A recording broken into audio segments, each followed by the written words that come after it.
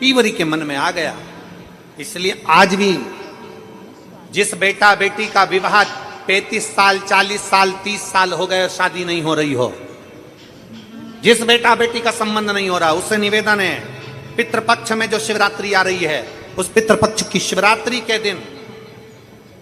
एक बूंद घी, गौ माता का घृत, गाय के दूध से बना हुआ, गौ माता का गाय के दूध से बना हुआ घी एक उंगली में जरा सा लगाकर जिस लड़का लड़की का विवाह नहीं हो रहा हो वो लेकर जाए, शंकर के शिवलिंग पर उसका लेपन करे और उसी उंगली को अशोक सुंदरी वाली जगह पर पीवरी के नाम से, पितृपक्ष में सुखदेव जी महाराज की धर्म पत्नी पीवरी के नाम से अगर अशोक सुंदरी वाली जगह पर लगाकर एक लोटा जल भगवान शंकर को समर्पित कर दे तो उसका विवाह होता ही है। अगला पितृपक्ष आएगा उससे पहले उसका विवाह होगा ही होगा, विवाह होगा। गौ माता के दूध से बना हुआ घृत और निवेदन रहेगा सभी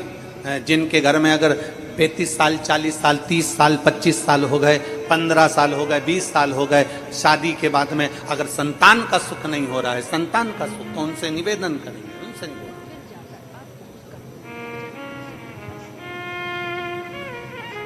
प्रयास करो श्राद्ध पक्ष में भगवान शंकर को थोड़ा सा शिवरात्रि के दिन घृत, गाय के दूध से बना हुआ घी, गाय के दूध से, नकली नहीं, नकली ने तो अभी धमाल मचा रखा है तिरुपति में, नकली नहीं।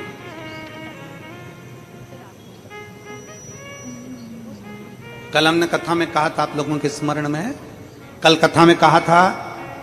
जरूरी नहीं कि 5 लीटर दूध भगवान को चढ़ाया जाए, जरूरी नहीं कि 10 लीटर दूध भगवान को चढ़ाया जाए, जरूरी नहीं कि ढेर सारी सामग्री भगवान को चलाई जाए। शंकर भगवान की कथा कहती है अगर एक बूंद एक चम्मच भी अगर आप दूध दे रहे हो असली दीजिए, गौ माता का दीजिए। एक घी का दिया भी लगा रहे हो तो गाय के घृत से बना हुआ लगा, देसी गाय। पीवरी ने मांगा तो निवेदन अगर बन सके, जिनके घर में संतान का सुख नहीं है, अगर ये शिवरात्रि जो आ रही है श्राद्ध पक्ष की, श्राद्ध पक्ष की शिवरात्रि मतलब पितृ और महादेव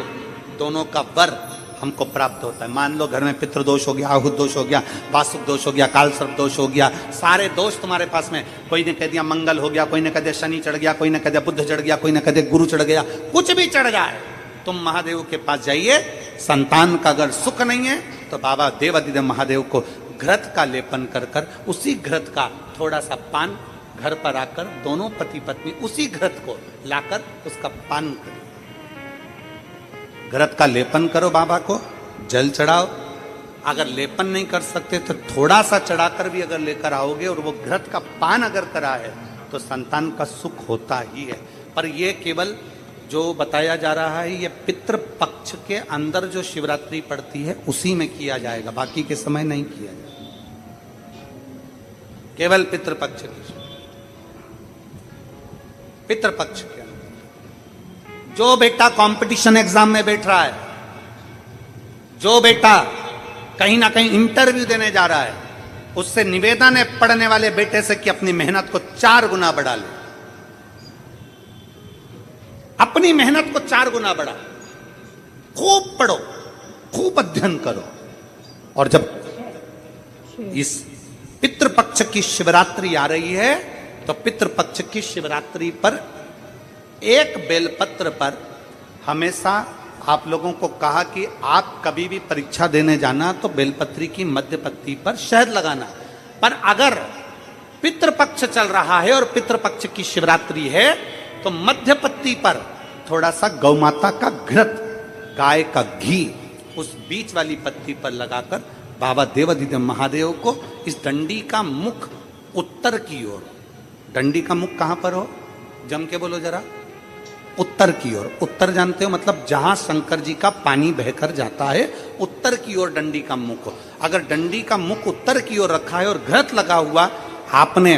ये पितृपक्ष की शिवरात्रि पर अगर समर्पित किया है तो ये निश्चित है अगली शिवरात्रि जब आएगी पितृपक्ष की तो आपका पत्र उससे पहले इस व्यासपीठ पर जरूर मिलेगा, निश्चित। पितृपक्ष की शिवरात्रि साधारण नहीं है। पितृपक्ष की शिवरात्रि में एक भगवान शंकर और पितरों का एक आनंदमय भाव प्रकट होता है।